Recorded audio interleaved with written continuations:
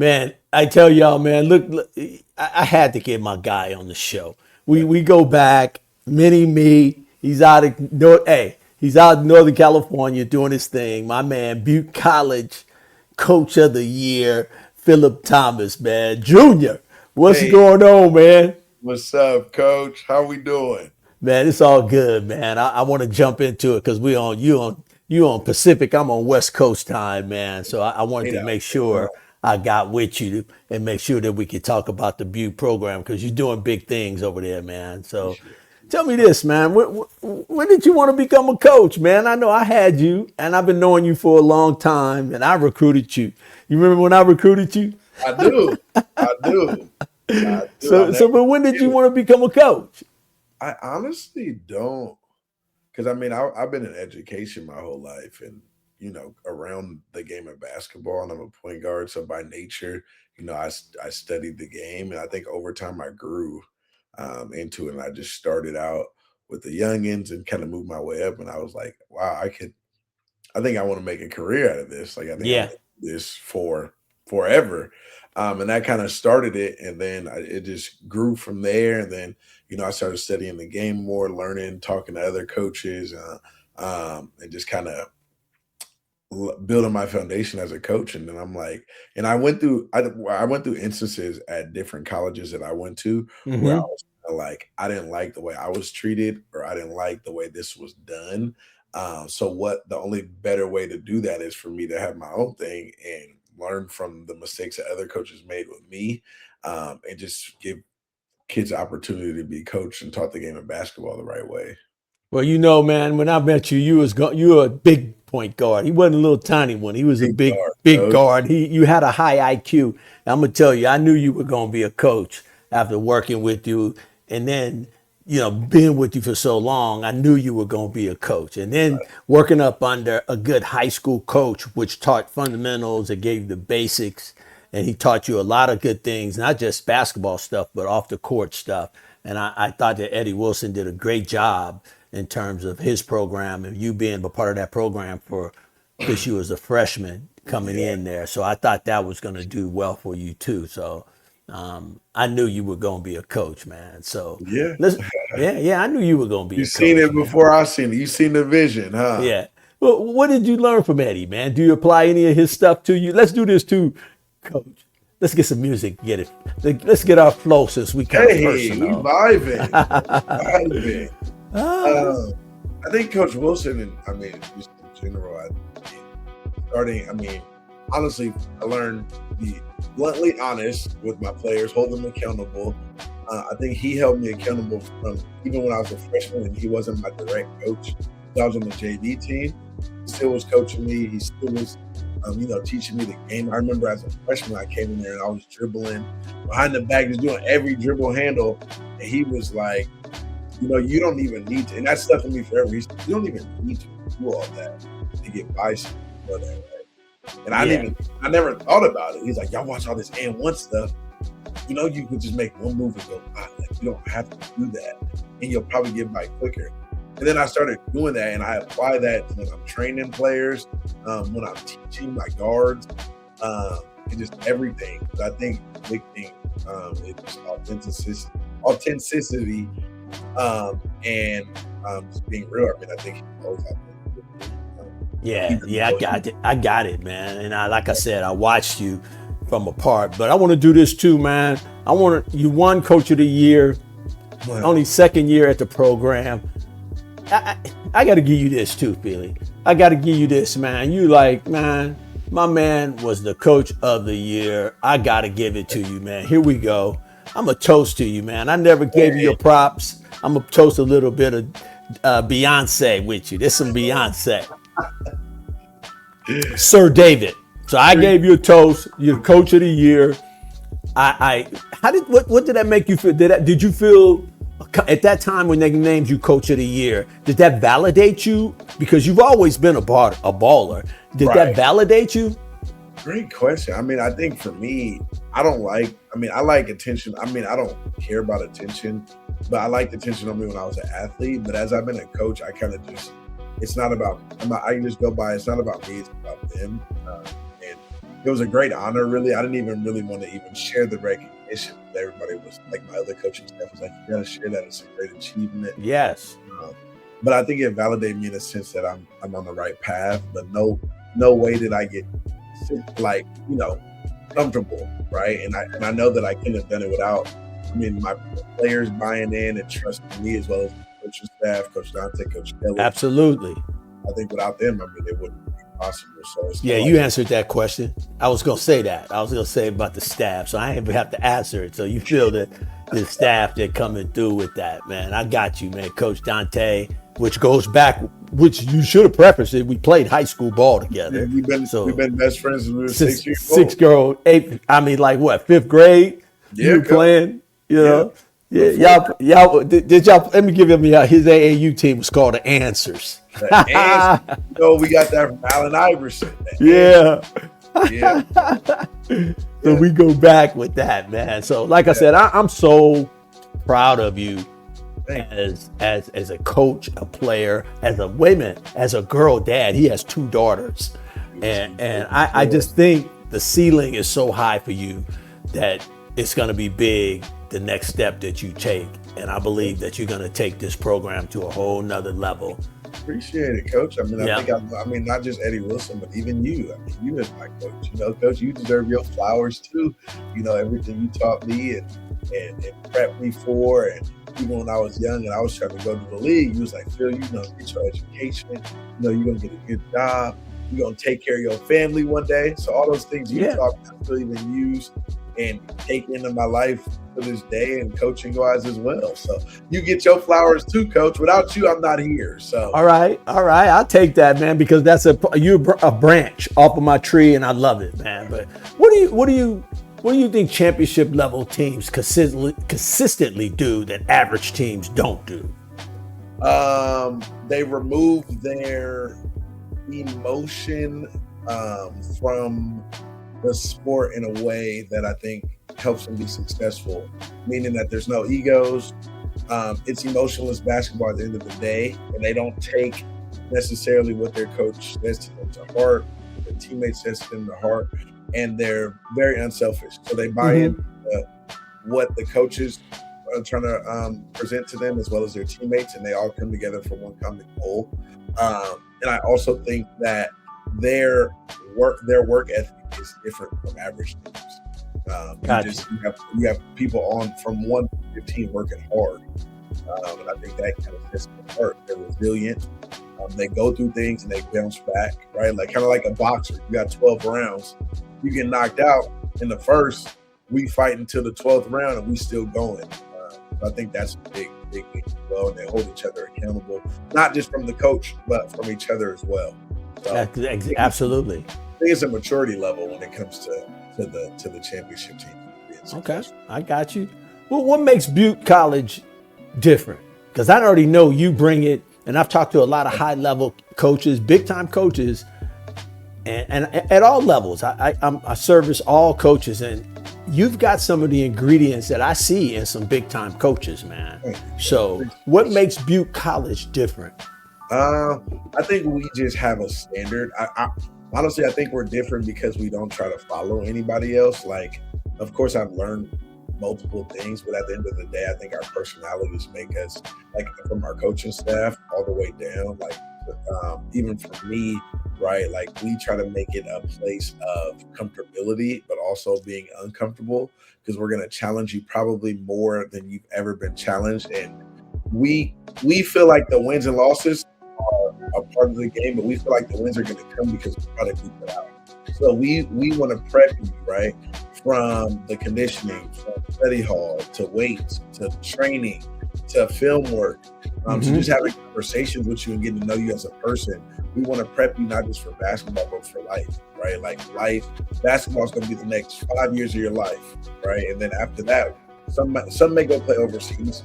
But I mean, if you look at the percentages, not many, right? So we want to make sure that you are good to go after you are done with basketball, right? We want to bring you in a place where you come in and you're successful on the court, you're successful off the court.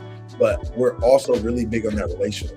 Like, I'm very big on the relational piece that I have with you. Me and you know me since I was 14 years old, coach. I'm 38, 37 now. That's relationships right there. So that's a relational piece that I take with me to my heart. And I want to do the same thing with the girls, the young ladies that come into view.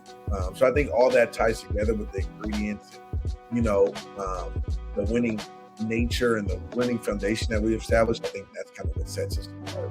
Yeah, you get them for 2 years. You get them if she's good enough to go on one, she's good enough to go.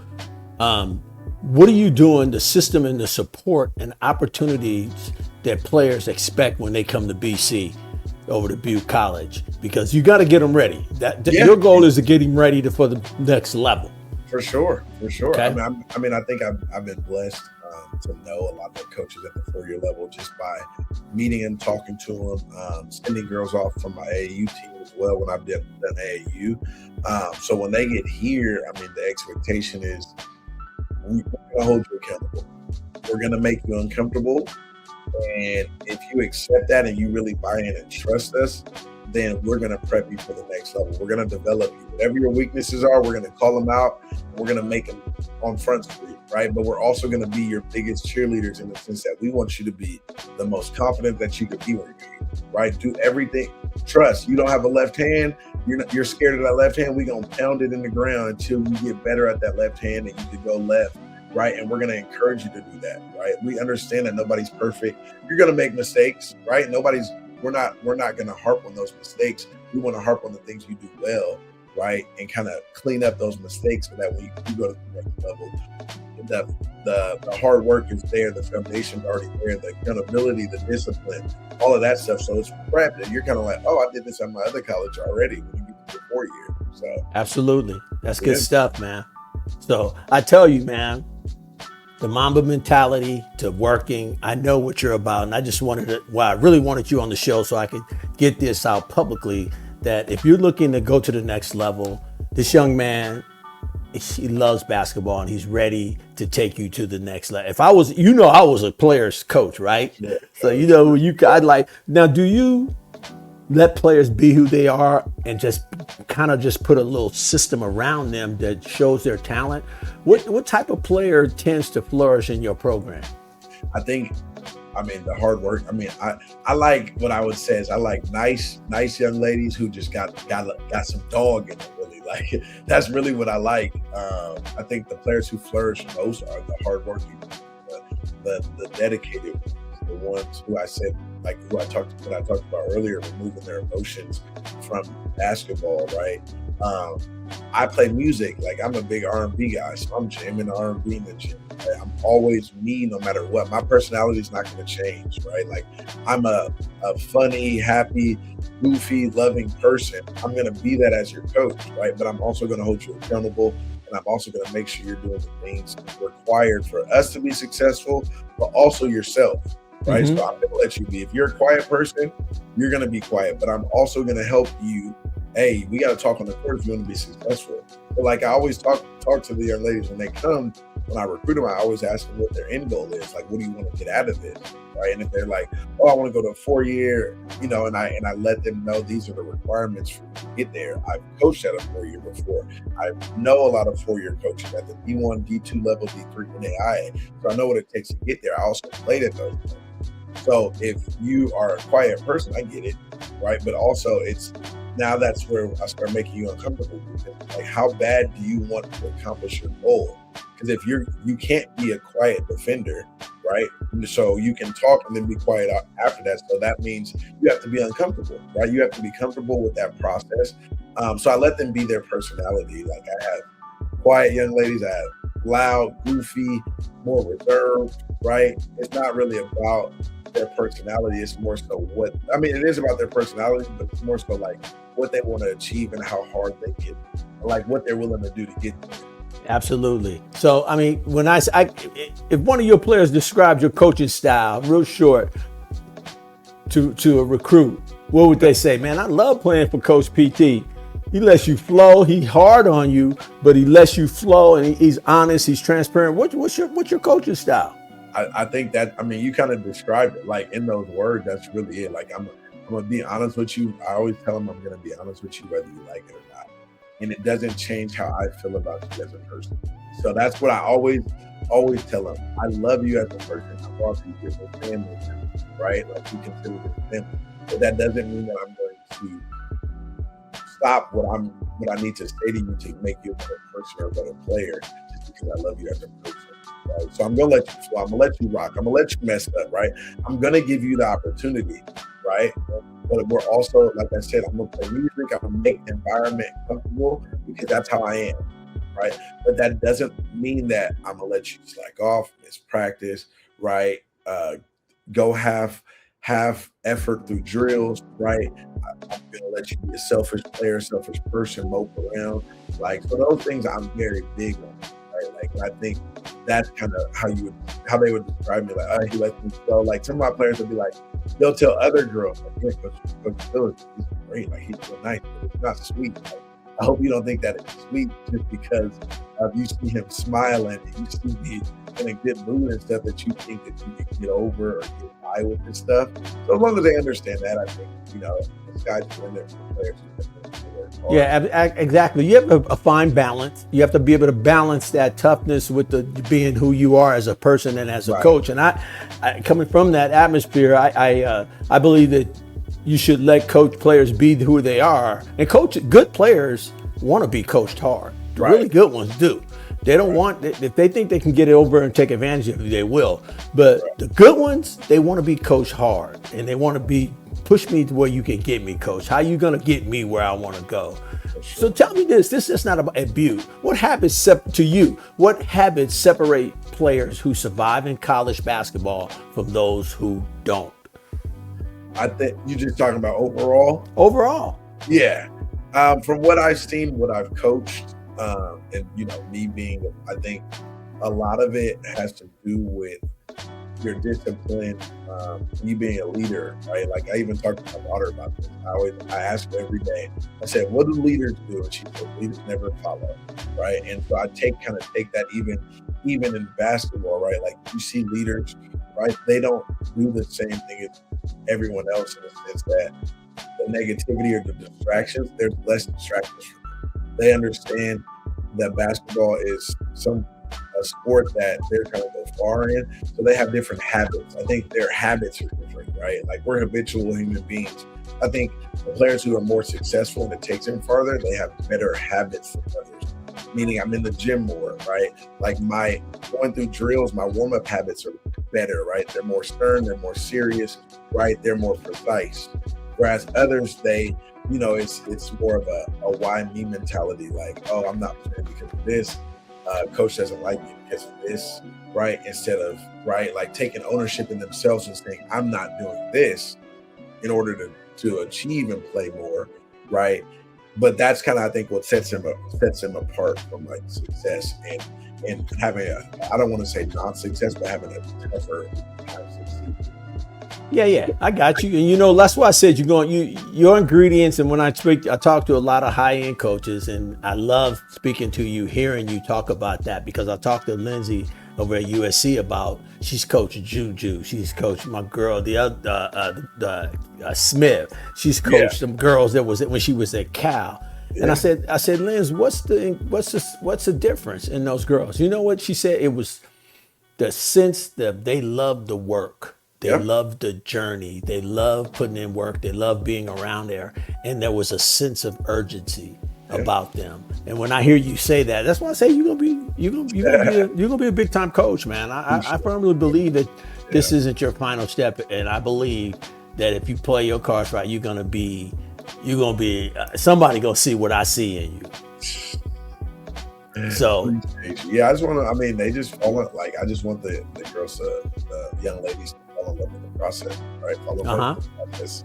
Take the bump, right? Take the bumps, the highs, the lows, and go through it, right? Keep pushing through it. Allow yourself. That's a part of life. It's a part of learning who you are as a person, right? I think I go through it. We go through it as coaches, right? It's a part of the process. And if they fall in love with it and they enjoy it, and I think they'll get to the other side of success wherever they want to be. Absolutely. And it applies in life. That's the things that they take to life. But, Phil, some families still see junior college as a backup plan. Why do you feel that that's wrong?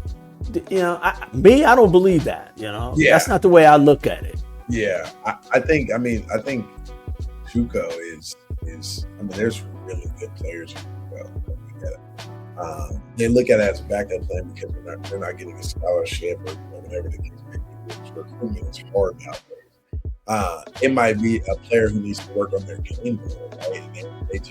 And they might not have been seen high school, especially high school. It's hard to get recruited. Mm-hmm. So like it might be a player who hasn't been sooner, who just needs to shore up something, right?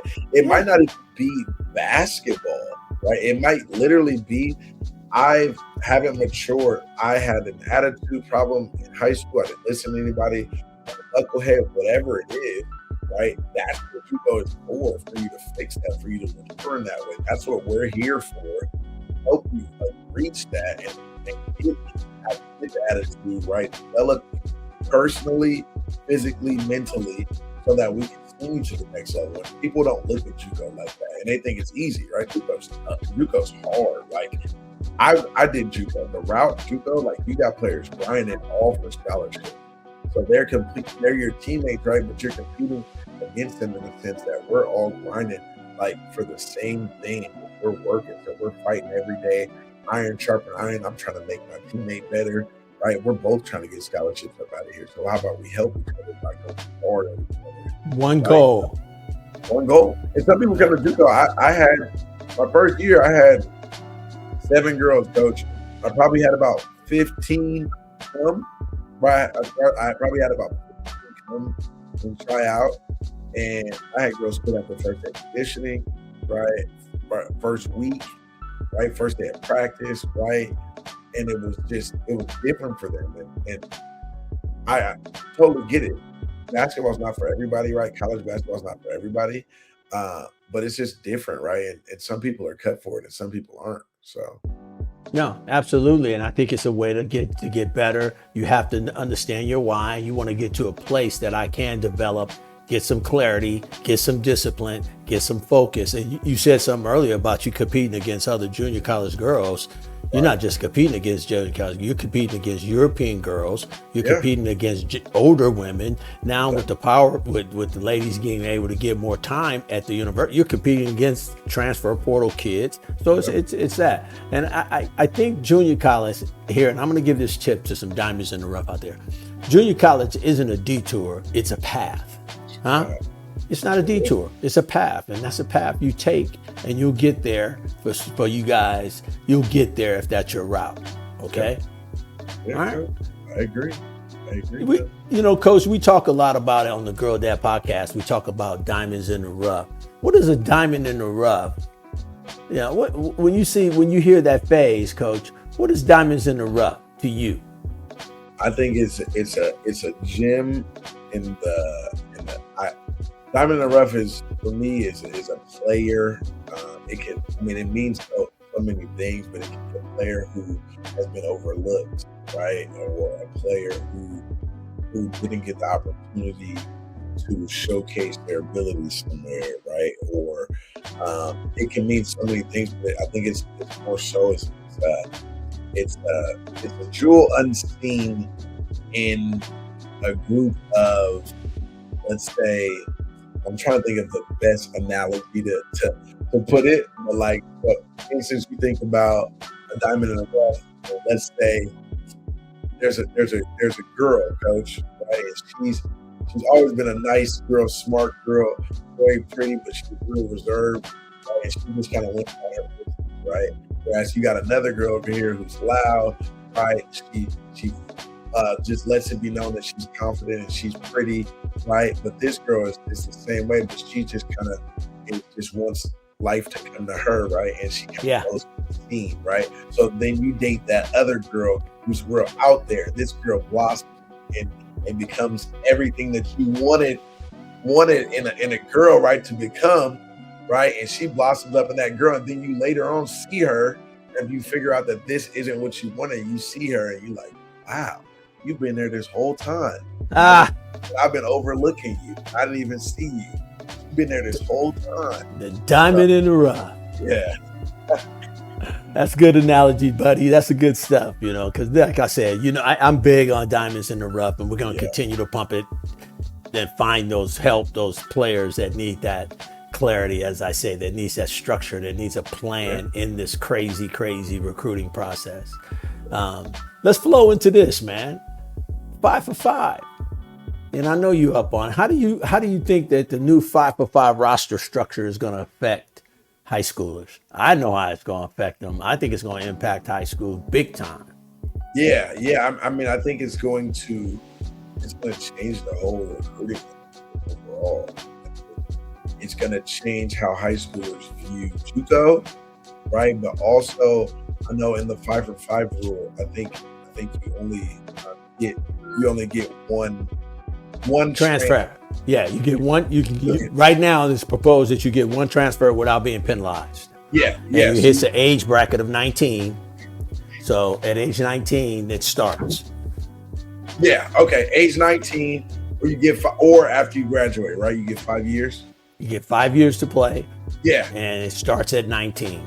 One-time transfer, please, from my knowledge of it. Yeah. So I think that it's going to change the way, you see the portal, you see these players hopping every year. It's going to change that, right? It's also going to change whether a high schooler, if they're not getting the right opportunity, they can go to JUCO for a year and still have 4 years left, or they can even go to JUCO for 2 years and still have three years left. I think that's going to be a big change in them figuring out what they want to do, and I think it's going to be a different strategy of how coaches recruit as well. Well, you just answered my other question, but I was going to ask you, do you think junior colleges become even more valuable as a developmental path moving? Yeah, I think so. You answered that. It's going to be more, you're going to have to look at junior college as a possibility to go there and sharpen my game, get my general education down so that when I transfer, I'm ready to go right into a P-level school. Yeah. And then if you have a relationship like you talked about earlier, you let them know we've got to have academics together so that you could transfer to this next level and knock out all your general education here, so you're ready to get through that 5-year process. You don't want to get 5 years in and still don't have your degree. You don't have your degree, yeah, and that's you want to. What'd you say? I say that's what I want you to keep preaching to all of yours. So I think that's what's going to happen. Well. And then junior college is more affordable as well than you going to university or you trying to let's say walk on somewhere, right? And then you could go to JUCO and get the experience and the playing experience, and then be more prepared, more cost efficient especially for students in California. Absolutely. California. Right, and then get more of that exposure that you feel you want, right? And you're basically betting on yourself, right? Like, absolutely. I can go to this next level. I'm going to go to JUCO, and I want to get this scholarship, so I'm going to JUCO to prove that I was a diamond in the rough, coach. There we go. Well, you said something about exposure. Exposure doesn't work without packaging, without assessment, without all the other things that come with it. You can have exposure, but you better have a plan to back it up. And I think that starts at junior college for those high schoolers. Let's get a plan. And then when that time comes, we're ready. The schools know you're ready. You know how to speak to a coach. You know how to speak on microphone. These are some of the things that at Butte College, I think you're giving them. I love it. And how you talk to them about that. But what are some of the things, Coach, that mistakes parents make during the recruiting process? I would say, I just think it's understanding of the recruiting process. I think that's a mistake as well. I mean, it's tough because you don't know who to talk to, you have to talk to, what coaches give you the right. But I think not understanding the recruiting process and sometimes being too involved in a sense where you're making the wrong decisions for your child, because you, like, for instance, a child is on one team and you take them off of this team that they're playing on, right? And they're still getting exposure to go on a bigger team because you think they're going to get more exposure. Yeah, it doesn't work like that. And they don't play that much on that other team. Yeah, it doesn't work like that. Or even being realistic. I think a lot of times it's being realistic with the level that my daughter is at. Right? Assessment. Yeah, Assessment. right? Like if my daughter is not, if she's going into her senior year, she has no offers, she's not getting recruited, right? Maybe I need to put her on a lower circuit team where she plays, right? She gets that experience to play and be able to be seen, but she also develops. Hey, he's about development. So I think it's supposed to be, right, coach? Right. So I think that's a big mistake parents make sometimes, being too involved in the stands, right? Yelling or, that can shine coaches away, right? Because they don't have to do with their parents at the next level, right? Yeah. Things. So just a little bit of everything. And yeah, Coach Walsh at Louisville, I was just talking to him about that. He was talking about parents and that, hey, parents, we're looking at you too. Right. Yeah. Yeah. Their actions, right? Because in reality, it's a reflection of your child. Right? The apple doesn't fall too far from its tree. Right, coach. Right. So if you're acting that way, right, and things aren't going your way with the ref or whatever, and you're acting that way, how do you think your child's going to do? All right. So tell me this: if a player is watching this today and feels overlooked, what's the message you give to them? Stick to the plan, stick to the process. Everybody's journey is not the same. Run your own race, right? Because I think sometimes we get caught up in looking at, she has this offer, she's not as good as me, she's going here, she's getting a scholarship. When in reality, like, everybody's race is not the same. Everybody's journey is not the same. Right? And if you really believe in yourself that much, who you are as a player, you go out there and prove it every day, right? Make it motivate you to get in the gym more, right? To do more film work, to study more, do those things. But understand that everybody's journey is not the same, right? And wow. The thief is comparison is the thief, right? One of the thieves to joy and success, because you're comparing, when this person didn't go through the same things you went through, didn't walk the same walk, right? So everybody's different in that sense. So I think that would be the biggest. Man, you must be on the other side looking at my questions, because I was just going to ask you what could they do so we could keep that moving. Hey, like I said, man, you know how many big time coaches or so that I talk to, and you sounding like one. You ready? You gonna be there? You sounding like one. Everything you're saying, Coach, at little old Butte College up north, it's the foundation, man. God has got his hands on you, man. I tell you all the time, you're gonna be a good coach. I'm telling you, you on your way. Like Eddie Murphy said in America, and Coming to America. Remember that scene? Yeah. That boy, he can sing. He can sing. He can sing. Hey, that he's bad. Oh, man. Yeah. That's good stuff, man. But what does a coach want to see before offering an opportunity? Even at junior college, I know on a major level, I talk to these coaches, but for you, when you see a kid, and I know this choice, but what do they want to see? What would you want to see? I remember I watched a girl I recruited, and I went to her game, and she was hurt. So she had a boot on her. She had a boot on her. She was hurt. I knew she wasn't playing, so I still went to watch her team game. And all I did is I just watched her on the bench, how she interacted with her teammates, right? How she got up, she stood there and wasn't selfish about not playing, and just was saying, "Oh, I'm not playing. I'm not going to cheer my teammates on. I'm not going to give them high fives. I'm not going to get up off the bench." And I watched her. So I watched how you are on the bench, right? How you are with your coach, right? Eye contact, how your attitude is out on the court. I want you to have an attitude necessarily, right, on the court in a competitive way, right? I want you to respond to referees.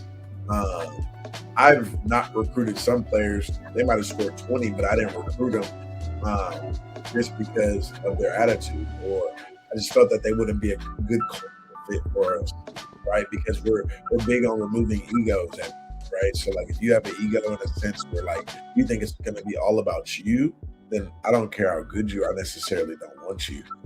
So I think that's kind of what I look for in players, but also in terms of basketball wise, what do you do I look at what you do. Like, what do you do really well? You don't have to be necessarily a 20-point scorer, but what is something that you do really well that we could develop other aspects of your game, but what is something that you feel like molds your game? Are you a great shooter, right? Are you a 3-and-D player, but we need to work on your rebounding. We need to work on your handle a little bit, right? You might be a scorer, but you can't play a lick of defense. You're lazy on the offensive boards, right? Things like that. I kind of look at all that and be like, all right, we're going to develop that, right? But, what are you bringing to the table in that sense, right? Yeah. And honestly, I just try to recruit. Like, when I have the initial conversation with them, I try to recruit good people. Like, are you absolutely good? So. You dropped something else, dude, about 30 seconds ago. You sounded like Dawn Daly from South Carolina. This is stuff she look at. And I was going, look at Phil, look at my boy. I try to say, man, you on your way. That boy can sing. He can sing. You on your way, man. He's gonna be a heck of a coach. And any coaches out there, I know I talk to coaches too. They say I'm where my feet are. I'm where my feet are. But I believe, and I've told you off air, what my dream and vision for you, being a girl dad, loving basketball, passionate about the game, and I just. We talked about it. We know what you are, but you sound like Don. And then you just packaged up some stuff when you start talking about the things that you wanted and things that you like. That's called packaging.